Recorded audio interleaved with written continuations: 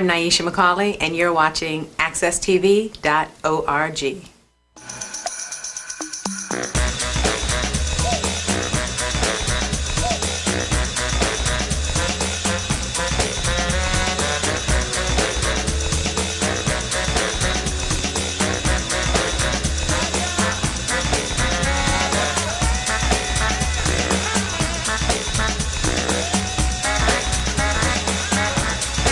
Again, this is Jonathan Small, host of All About You, and pretty much this is the second show that I'm doing. This morning I have my guest here, the economist and vice president of the Connecticut Business Industry Association. I recommend to everybody out there to please tune in to accesstv.org, channel 2, where you can watch these programs throughout the week. Peter, good morning again to have you back here. All right. Pretty much, what is your day-to-day duties as the vice president and economist at the Connecticut Business Industry Association? Well, basically I run two departments. I run the research department, and I run the department that does human resource and safety training. That's sort of a second hat because you can't be an economist in this economy without wearing more than one hat. Right.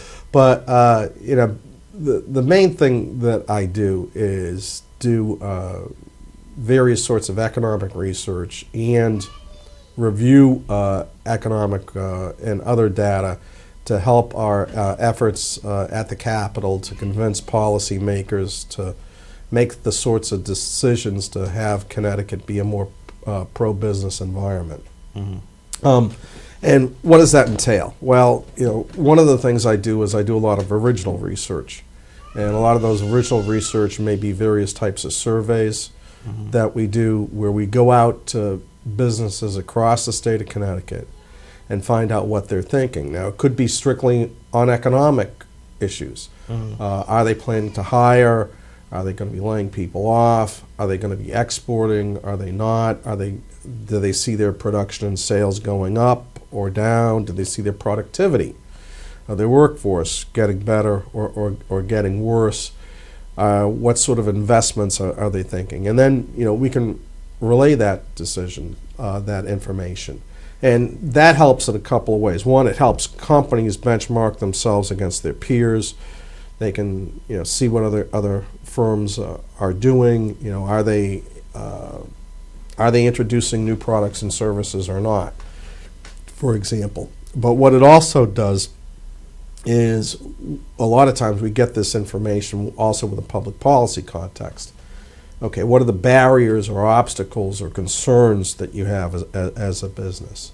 And a lot of them might be directly on the economy, and we don't have a lot of influence over the economy directly, but we do have a lot of influence here in Connecticut over various public policy decisions that may increase costs or increase obstacles for business or not. And so we want to make sure that sort of information is relayed to the legislature, it's relayed to the governor's office, it's relayed to the commissioners, so that they can have an understanding on that. Other things I do is I look at all sorts of reports that are out there, whether they're on the internet, whether they're government reports, federal reports, Connecticut state reports, to try and get a gauge as to where the economy is going. Other thing I do is I communicate what I know a lot, on shows like this, on other media outlets, radio, print media, whatever, and in speeches. In any given year, I may do anywhere from 50 to 80 speeches. And some of them are to large business groups, some of them are to smaller groups, Rotaries or chamber meetings or the like.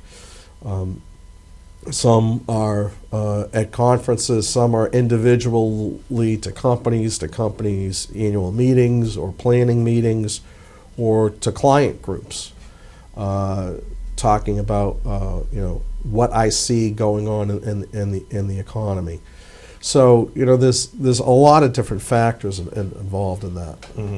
Well, at CBIA, do you work independently or do you work with other members on a day-to-day basis? Well, first I work with other people within the office, either with research analysts or interns that I have. directly in my unit. Then what I'll also do is work with people in other departments. A lot of times, we'll publish something. I'll write it up, but we have editors in our communications department that actually put together the final product, because their knowledge of the English language is a little bit better than mine. Okay.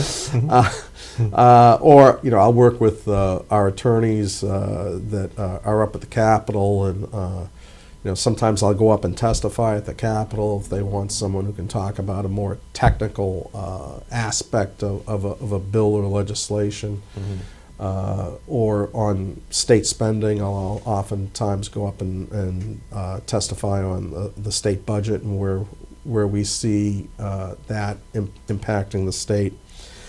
So a lot of times, internally within the organization, I'll work with other people, but just as frequently outside of the organization, I work with a lot of people. There's numerous economists around the state and outside of the state that I'm in contact with, and sometimes multiple times a day. Sometimes we'll do reports together. Prior to this administration, the Rell administration actually had a board of economic advisors. I was on that, but the head of that group was a good friend of mine who's an economist on Kleppersmith, and he drew upon people from various businesses, various universities, and from the state to populate that group, and we all pretty much keep in touch. I'm also active in a group called the Hartford Area Business Economists. That's a chapter of the National Association for Business Economics, and there's frequent meetings of that group with discussions, speakers, sometimes roundtables that I'll participate on. I've been active with the New England Economic Partnership, which is out of Boston but does cover the 6 states. And so, between all those organizations, there's a lot of people that I may tap for information or have discussions with. And there's also online resources that I use a lot, particularly the dismal scientists from economy.com. Moody'sEconomy.com, I think, does an exceptional job on tracking data from around the world on a real-time basis on the internet, and so that is a very valuable resource that I sometimes consult several times a day, just at least to get their picture on it. I'll see a report on jobs at the federal level, and I know I'm going to get asked from somebody, well, what does this mean? What does this mean for Connecticut? And whatever, and I'll often want to see, well, gee, how did Moody's look at this? What did they see? They see anything in it that was, influenced by seasonal factors or the like? Well, Peter Gioia, you have a lot of information and resources that you have to monitor and address. You have to go down to the Capitol. You have to be, working with other economists. But you said that you really can't make any direct changes in our state economy, but you can kind of analyze and predict where our economy is at and going? Well, I think that the effects you can have are effects over time from things that do influence our economy. I mean, whether or not we invest in transportation infrastructure has an impact. The structures we talked about in the first show of a board for Bradley could have an impact on us. Whether or not our regulations make sense and are easy to comply with and are fair vis-a-vis other states has an impact. Whether or not the state has its fiscal house in order and therefore the amount that it needs to take out of the economy in terms of taxes has an impact. And there's some economists that will say, well, gee, state spending, federal spending, that goes into gross domestic product. Should we be concerned of the level that falls?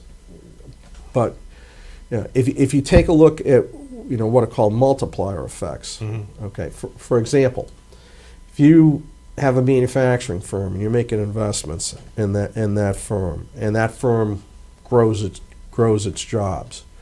Well, for every 100 new manufacturing workers you bring on board, there may be anywhere from 200 to 500 workers that get added in other manufacturing firms and other industries because of your investment that has brought on these people. How is that so? Well, there's people that are going to be vendors to your manufacturing firm. Your manufacturing firm goes out and uses various services, accountants, lawyers, copier people, whatever. Your employees go out and they go out to restaurants and they go out to ball games and they go out to various sorts of entertainment, and they buy houses and they buy equipment and furniture for that house. All these things play into the overall economy. Well, something like manufacturing or high-end financial services, insurance, investment, banks, hedge funds. These all have very, very high multiplier effects. Government has a multiplier effect, but it's very low. Yes. And much lower. And so, $1 million worth of activity in the private sector may have a lot more beneficial ripple effect through the economy than $1 million that goes into the government sector. And a lot of people don't understand that, perhaps as well as they should. Well, Peter, it seems like to me your information that you address towards different businesses and at the state capitol and our legislators is a tremendous influence. But you at the Connecticut Business Industry Association, you don't have a direct vote on any policies, though. You can only make recommendations. Yeah, my job is to supply information and supply reports and data and viewpoints so that hopefully some of the people that will be voting and will be making decisions will make better decisions. But there's nobody on at the Connecticut Business Industry Association sitting on any committees. Are there any special? Well, we may have people that sit on committees and boards, but they're not they're not members of the legislature or the executive branch. I myself sit on a group called the Sentencing Commission up at the Capitol, and that's because we feel that a better criminal justice system will ultimately benefit the quality of life in the state of Connecticut and the state fiscal condition. And so that's something that I serve on, because we think that that's an important thing that needs continued and further reforms in this state. Is the Connecticut Business Industry Association growing with their members, and you're growing in many different areas? We're growing in some areas, some areas not as well, but we've been expanding into different areas because unlike say chambers of commerces, we have some substantial business areas that we do. One thing that we're seeing fair amount of activity in is we do energy aggregation. We package together and natural gas and electricity, various companies that are small companies but heavy users, so that they look like a big company, and lock them into long-term contracts for that energy across the state. And so that there are aspects that I think have and will likely see some potential growth. Certainly, we also are involved with companies that sell insurance. We're going through a lot of educational efforts because we really are sort of the private sector alternative exchange to the Access Connecticut exchange that's out there. And so we want to make sure that companies are fully aware of the opportunity that they have there, and the fact that we've got 20 years of experience doing this. We're not starting fresh out of the gate October 1st. Well, Peter, it has to be an advantage for businesses and industries in Connecticut to be a member of the Connecticut Business Industry Association. Do you feel that a lot of different businesses are constantly trying to become members of CBIA? Well, we're always looking to add companies that want to be members of ours, and I think that a lot of times companies may join for one reason, and after they've been a member, they find out that there are several other reasons why they should be involved. I mean, we have various lines of services that may impact companies at different sizes and different levels of growth or maturity of their own organization. I mean, sooner or later, most companies realize they need representation up at the Capitol and with the regulatory bodies, because they can get hurt. If politicians or regulators make bad choices and decisions, it can seriously negatively affect their business, especially as we mentioned on our first show with the ferocious amount of international competition that there is. And so I think that's something that a lot of companies get. I think a lot of other companies get the fact that if you've got employees, you may have employee problems. And you may need to do a lot of compliance with a complex and myriad number of regulations at both the federal and state level, and we help companies navigate that. We provide them with training and information on that. We provide all sorts of safety information and safety training so they have a safer workforce, which is a benefit to everyone, but also keeps them out of hot water with groups like OSHA. Yeah. We provide them a lot of information so that they can properly comply with labor laws, so that first they can be good employers with it, and second, again, so that they don't have people coming in and issuing them fines because they didn't know or weren't compliant with certain things that they needed to be compliant with. We also provide them with people that they can consult with for free if they have an employee problem, because a lot of times the company may be small enough that it doesn't have a human resources professional, though it does have employees, or it's got a fairly junior human resource professional, or it may even be a senior human resource professional, but there is a very complicated employee problem that they're dealing with, and they need some advice. And we have people who probably heard these from 50 different companies and can say, oh, well, that may be new to you, but this is what we suggest you look into, or why don't you think about doing this, or why don't you call this person who's dealt with this problem. And so we can help them with consultation that they may need. So there's a lot of different ways we interact with companies in various parts of their business. Okay. Well, Peter Gioia, again, that's going to have to be your last words for this particular show. I enjoyed having you on, and we'll definitely follow up on our show number 3. Again, this is Jonathan Small. I had enjoyed hosting this show this morning, All About You. This program is broadcast every week on accesstv.org, Channel 2. And as I say every week to people out there, have a very blessed day and keep the faith. Thank you.